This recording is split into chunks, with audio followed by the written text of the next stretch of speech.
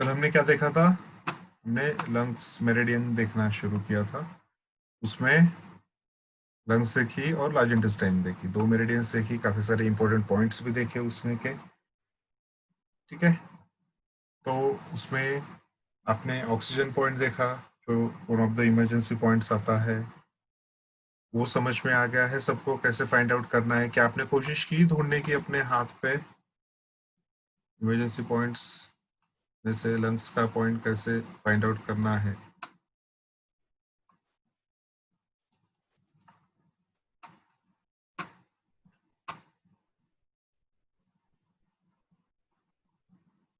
सबको पता है यहाँ पे लंग्स LU4 कैसे ढूंढना है, ऑक्सीजन का पॉइंट कैसे ढूंढना है? पता है सबको? Yes sir. किसी को समझ में नहीं आया है? LI11 दिखाया था कल। अब हमारे क्लास में कितने सर ऑब्वियसली। Hello sir. हाँ बोलिए।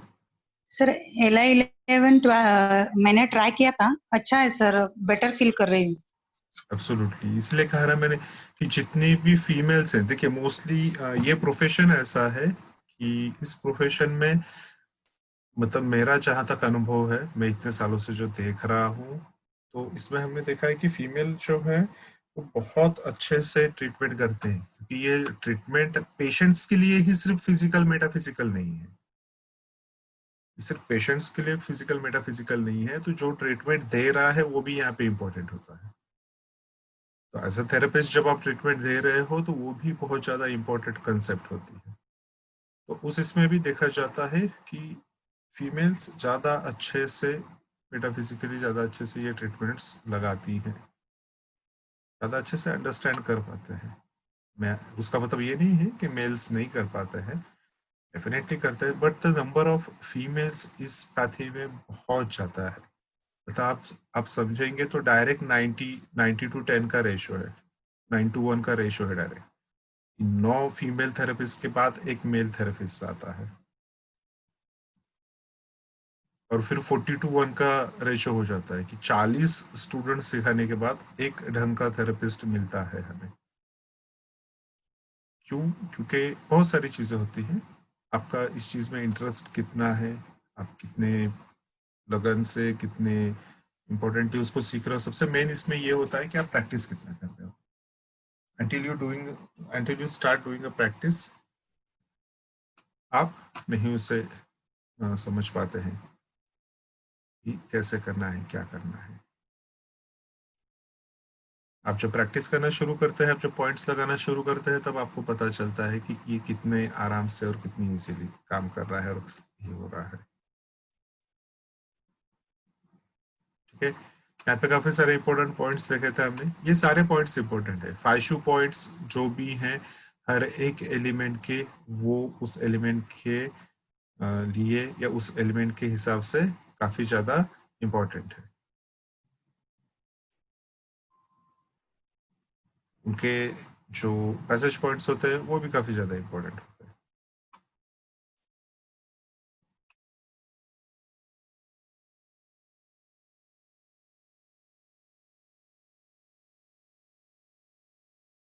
सर आप म्यूट में हैं सर। जी, तो जो LU4 देखा था हमने, ऑक्सीजन पॉइंट कैसे ढूंढना था, कल देखा था हमने उसे। सीधा बैठना है, स्ट्रेट बैठना है, गर्दन को आपकी सीधी रखनी है। आप प्रैक्टिस करने के लिए स्टार्टिंग में चाहे तो आप यहाँ पे फिंगर रख के कर सकते हैं, अदरवाइज सीधे रखेंगे तो बेटर है। सीधा रखना है, हाथ को सामने लाना है, उसे हमारे मुंह के सामने लाना है, और नाक अब जहां आपका टच हो रहा है, ये क्या है? ये आपका LU4 का पॉइंट है। ठीक है, तो उसे उसी तरह से देखा जाता है, उसी तरह से समझा जाता है। और ये प्रैक्टिस आप रोज करोगे ना, जो इम्पोर्टेंट पॉइंट्स है, इसको ज्यादा नहीं, आप हफ्ते में एक बार तो रिपीट कीजिए। अभी आप सीख रहे हैं तो उस समय तो आपको रोज रिपीट करना है, लेकिन जो लोग सीख चुके हैं, जिनका हो चुका है ना, उनको तो हफ्ते में एक बार इन पॉइंट्स को रिपीट करना चाहिए। क्यों रिपीट करना चाहिए? जब भी आप उन पॉइंट्स को रिपीट करते हो, तब आप फाइंड आउट करते हो कि आपको वो याद रहते हैं। आप 100 पॉइंट्स पढ़ोगे तो 10 पॉइंट याद रहेंगे। आप 100 पॉइंट्स 10 बार पढ़ोगे तब जाके आपको 20 पॉइंट याद होंगे।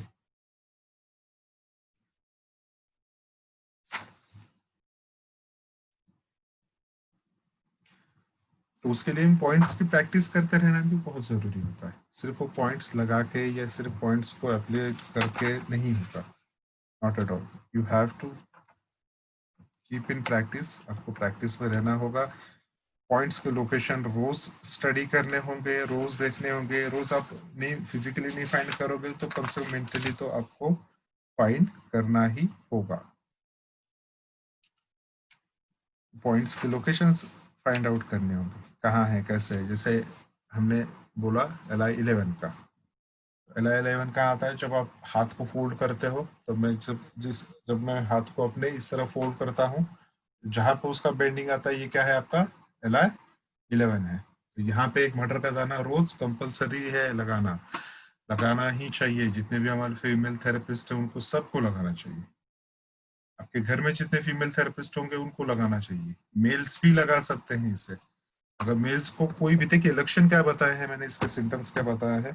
एक्यूप्रेशर बहुत सिंपल है और सिंपल सिंपल आपको जो सिम्टम्स है उनको देखते हुए इसे करना होता है। तो बहुत जटिल ऐसा कुछ नहीं है इसमें, सिंपल सा है। यहाँ पे क्या करना है आपको?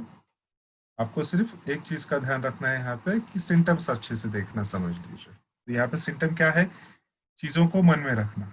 आप चीजों को होल्ड करके रखते हो, मन में रखते हो, लेट इट गो नहीं करते हो, छोड़ो जाने दो हटाओ नहीं करते हो। या काफी बार आप उन पे रिएक्ट नहीं करते, आप उनको जवाब नहीं देते हो, लेकिन फिर भी उन चीजों को आप अंदर दबा के रखते हो, जमा करके रखते हो। जब भी किसी का वो डायलॉग सुनाई दे ना कि मेरे अंदर बहुत कुछ दबा है, जिस दिन मेरा सब्र का बांध टूटेगा और ज्वालामुखी फूटेगा तब तुमको पता चलेगा। तो भैया ये सब्र का बांध ना रोक के रखना है अननेसेसरीली, ना उसको इतना रोकना है कि एक दिन जाके वो फूटे। वो फूटेगा तो सामने वाले को तकलीफ देगा नहीं देगा पता नहीं, वो आपको ज्यादा तकलीफ देगा। ठीक है? तो जैसे कल मैंने कहा था, फिजिकल बीमारियां इतनी खतरनाक नहीं होती हैं जितना मेटाफिजिकल बीमारियां हैं। So you have to be clear about that कि आपको फिजिकली ये होना है या मेटाफिजिकली होना है। So always remind that, always remember that कि आपको फिजिकली स्ट्रांग रहना है। फिजिकली स्ट्रांग रहने के लिए आपका मेटाफिजिकली स्ट्रांग होना ज्यादा जरूरी है। फिजिकली आई हुई बीमारियों को आप इजीली टैकल कर सकते हो, लेकिन मेटाफिजिकल आई हुई बीमारियां टैकल करना मुश्किल होता है, समय लगता है, बहुत समय लगता है, काफी बार बहुत घातक हो जाती है ये चीजें। जैसे कि अभी हम देखते हैं कि आजकल शुगर, बीपी, ये सारी बीमारियां जो है बड़ी बड़ी बीमारियां हैं। तो इसके बारे में क्या बताया जाता है, या लोग क्या बताते हैं, हमारे आसपास वाले क्या बताते हैं, व्हाट्सअप क्या बताता है, फेसबुक क्या बताता है, ये तो नॉर्मल है, हर किसी को होता है। बीपी नॉर्मल है, सबको होता है। शुगर है, नॉर्मल है, सबको होता है। कब से नॉर्मल हो गया? जब से नॉर्मली सब लोग एक जैसा ही टेंशन लेने लगे, जब से नॉर्मली सबका रहन सहन एक जैसा हो गया है, जब से नॉर्मली सबका बिहेवियर, एक दूसरे के प्रति का स्वभाव, भावनाएं, चीजों को अंदर जमा करके रखने की एक जो आपकी हैबिट होती है, वो सारी चीजें ये जब से नॉर्मल हो गई हैं, ये जब से एक जैसी हो गई हैं, तब से ये सारी चीजें हुई। तो इन चीजों को आप जितना अंदर दबा के रखोगे, ये बांध जिस दिन फूटेगा वो आपको ही तकलीफ देगा। सेकेंडली, इसका दूसरा इफेक्ट क्या आ जाता है, देखिए ये सिर्फ फीमेल्स के लिए ऐसा नहीं, लेकिन फीमेल्स लगाएंगी ज्यादा उनको फायदा करेगा। किडनी बीन्स जैसे फीमेल्स लगाएंगी ज्यादा फायदा करता है। तो उस तरह ये पॉइंट भी रेगुलर मत लगाइए आप आपको कोई इशू हो नहीं हो, भले आप सामने वाले ने एक सवाल पूछा तो आप 4 जवाब देते हो, तो भी आपको ये लगाना जरूरी है। तो वहां पे भी कुछ तो डिस्टर्बेंस है, उसको भी रोकना जरूरी है। तो फिर ये कुछ पॉइंट्स है, ये सारे पॉइंट्स बहुत जरूरी होते हैं, बहुत इंपॉर्टेंट होते हैं। एक देखा था हमने एलू8 के बारे में, देखा था क्या बचपन की भूली भी बातें याद दिलाने के लिए। तो ये भी काफी अच्छी चीजें होती है। अब इसका यूज कैसे किया जाता है, रेयरली लोगों को पता ही नहीं होता कैसे करना है। आप सोचेंगे उसके बारे में तब पता चलेगा। काफी बार डिप्रेशन के पेशेंट्स आते हैं आपके पास, बचपन उनका बहुत अच्छा, बहुत शानदार अच्छा गया होता है, लेकिन अचानक लाइफ में कुछ चेंजेस आ जाते हैं और उसके बाद से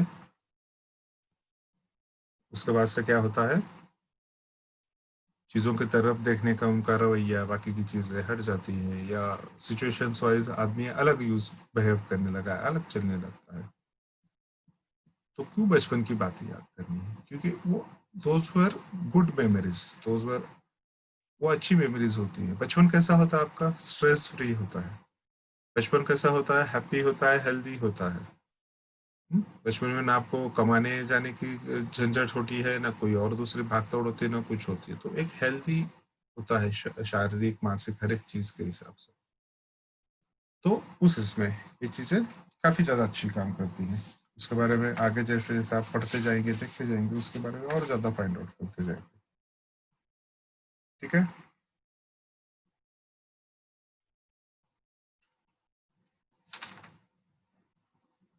उसके बाद में नेक्स्ट हमने एलआई के पॉइंट देखे थे। लार्ज इंटेस्टाइन लोकेशन देखा था, बीमारियां कैसी होती है, पार्ट ऑफ द उसके कौन से है, कहाँ पे 2 इंच का है, कहाँ 2.5 इंच का है, कहाँ पे 1.5 इंच का है, असेंडिंग कौन सा, डिसेंडिंग कौन सा, सिग्मोइड कौन सा, ट्रांसवर्ट कोलन कौन सा, एनस होल कहाँ आता है, सब देखा हमने। उसके ऑर्गन्स देखे अलग अलग, उसके कहाँ पे लोकेशन है वो देखे सारे। ठीक है। बॉडी में कहाँ पे लोकेट करता है वो देखा, यूलोसिकम जॉइंट कहाँ है, अपेंडिक्स कहाँ होता है, लार्ज इंटेस्टाइन स्मॉल इंटेस्टाइन एक दूसरे से कैसे जुड़े हैं वो देखा हमने। उसके बाद में एज पर द टीसीएम हमने मेरिडियन देखी थी, इसके 5 पॉइंट्स देखे थे इसके। उन 5 पॉइंट्स के अपने इंपॉर्टेंट नोट्स, अपने इंपॉर्टेंट नोट्स मतलब क्या काम करते हैं। ठीक है। ऐसे पर्टिकुलरली एक पॉइंट जो है काफी सारे काम करता है, तो आप देखने जाओगे तो बुक्स में एक एक पॉइंट के ऐसे लंबे लंबे पेजेस भरे हुए मिलेंगे। लेकिन जब आप ट्रीटमेंट में लेते हो तो यहाँ पे वो सारा एक साथ बता पाना मुश्किल होता है। तो इसको हम क्या करते हैं, हम वो सारे पॉइंट्स लेते हैं जो हम रेगुलरली यूज करें, जो रोज हम अपने क्लिनिक्स में रेगुलरली यूज कर रहे हैं, जिनका यूज हम रेगुलरली कर रहे हैं, जिसका पेशेंट्स आपको रेगुलरली आते हैं, उसके आपको जानकारी होना जरूरी है। तो वो उन पॉइंट्स पे हम ज्यादा काम करते हैं। इसमें हमने काफी सारे डिफरेंट डिफरेंट पॉइंट्स देखे थे। ठीक है। तो उसमें भी इम्पोर्टेंट पॉइंट्स कौन से देखे थे हमने? LI5 देखा था, छोटे बच्चों के हिसाब से काफी इम्पोर्टेंट पॉइंट होता है। उसका लोकेशन भी मैंने बताया था आपको। LI5 का लोकेशन कहाँ पे आता है, कौन बताना चाहेगा? LI5 का लोकेशन कहाँ आता है? बहुत अच्छे से कल डिटेल में आपको मैंने ये बताया Wrist, था। sir. Wrist. Sir, wrist joint. Wrist joint. Right, rich joint में यांग Wrist तरफ joint. आएगा। Address, whenever you are asking for address or whenever you are telling someone your address, हम कैसा बताते हैं? पूरा बताते हैं। आप मुझे बताओगे सर आप, हमें पूना आना है आपके घर में, मैं बोलूंगा हाँ आ जाओ, पूना आ जाओ, मेरा फ्लैट नंबर 102 है, आ जाओ। आप लोग पहुंच जाओगे? पूना में उतर के फ्लैट नंबर 102 नहीं पहुंच पाओगे। तो पूरा एड्रेस होना चाहिए। तो कहाँ पे आएगा? रिस्ट पे। चलिए, रिस्ट से पता चल गया कि यहाँ पूरे इसमें आएगा, लेकिन कहाँ पे आएगा? यांग side. So second line of address. आप देखते ना, देयर आर पर्टिकुलर लाइंस होती हैं, एड्रेस होती है। इंडियन इसमें नहीं होता है। आपने कभी कोई इंटरनेशनल फॉर्म्स भरे होंगे, देखिए उसमें होता है street address, home address, line address. तो वो उस हिसाब से आपको एक एक सारी डिटेल देनी होती है। ठीक है। तो यहाँ पे भी हर एक लेवल पे एक एड्रेस आता है। तो फर्स्ट एड्रेस क्या बताया आपने? डेफिनेटली रिस्ट पे आएगा। ठीक है। और लेफ्ट या राइट आएगा? डेफिनेटली दोनों पे आएगा। बायलैटरल है, दोनों पे आएगा। किस चीज पे काम करता है? छोटे बच्चों के डाइजेस्टिव सिस्टम पे काम करता है, उनसे डाइजेशन से रिलेटेड जो भी प्रॉब्लम होगी उन पे काम करता है। तो डाइजेशन सिर्फ लेफ्ट में है या सिर्फ राइट में है? नहीं, दोनों तरफ है। ऑर्गन्स तो लेफ्ट राइट दोनों है, सेंटर में भी है, लेफ्ट में भी है, राइट में भी है। तो इन द सेम वे यहाँ पे भी क्या होगा? दोनों तरफ के पॉइंट आएंगे। अब LI5 कहाँ आ रहा है? रिस्ट में आता है, फर्स्ट एड्रेस हुआ। दूसरा एड्रेस क्या होता है? यांग साइड में आएगा, सेकेंड एड्रेस हुआ। तीसरा एड्रेस क्या आएगा?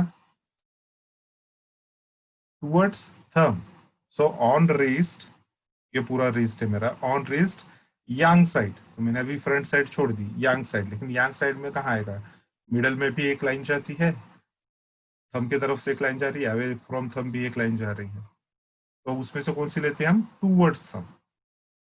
तो एक हॉरिजॉन्टल लाइन मिली मुझे रिस्ट की, और एक वर्टिकल लाइन मिल गई मुझे टूवर्ड्स थंब वाली। कहाँ पे? इन साइड में नहीं, यांग साइड में। तो मुझे ये पॉइंट मिल गया, इजीली लोकेट कर लिया मैंने। पेनफुल भी है। तो इसी तरह से आप चीजों को फाइंड आउट करते हैं। उसके लिए प्रॉपर एड्रेस होना जरूरी है हर एक चीज का। वर्टिकल लाइन कौन सी, हॉरिजॉन्टल लाइन कौन सी, लैंड कौन सा है, फ्रंट साइड में, बैक साइड में, इन में है, यांग में है, कौन से जॉइंट के पास। अब यहाँ पे आपने कैसा बताया, तुरंत रिस्ट जॉइंट बताया। तो what is the wrist joint? ये लैंडमार्क है, ये यहाँ से हटेगा क्या कभी? यहाँ से कभी नहीं हटने वाला। अब मैं यहीं से LU7 लेता हूँ, तो LU7 का डिस्टेंस कितना है?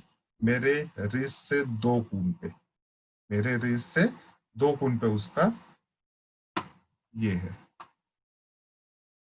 लेकिन कहाँ पे है? इन साइड में आएगा। देखिए यहाँ पे दिख रहा है आपको LU7, यहाँ पे दिखाया हुआ है। ये कहाँ पे है? ये रिस्ट जॉइंट से ऊपर की तरफ है। तो यहाँ पे क्या दिखा है? LU9 से 1 कून, वहां से 1 कून ऊपर की तरफ। ये 2 कून का डिस्टेंस हो गया LU9 का, LU9 से LU7 का। तो LU9 कहाँ आता है? मेरी रिस्ट पे ही आता है। कहाँ आता है? इन साइड में आता है। तो मेरे रिस्ट पे टूवर्ड्स थंब, इन साइड, मतलब इसके ठीक नीचे की तरफ यहाँ पे आया। अब ये क्या आ गया मेरा? LU7 रिस्ट पे, अंगूठे के नीचे की तरफ। कहाँ पे है? इन पोर्शन में है। अब यहां से 2 कून्स, मतलब 2.5 हुई उंगली। तो मैंने यहाँ पे 3 फिंगर्स रखे और इसको मैंने कहाँ लिया? 3rd फिंगर के हाफ पे। तो मैंने इसको पीछे ले लिया। अब ये जहां पे आया, ये क्या आ गया? LU7 आ गया। ठीक है, ये आ गया मेरा LU7। तो कहाँ से लिया मैंने? लैंडमार्क लिया रिस्ट जॉइंट से। Wrist joint, elbow joint, shoulder line, ये क्या है? लैंडमार्क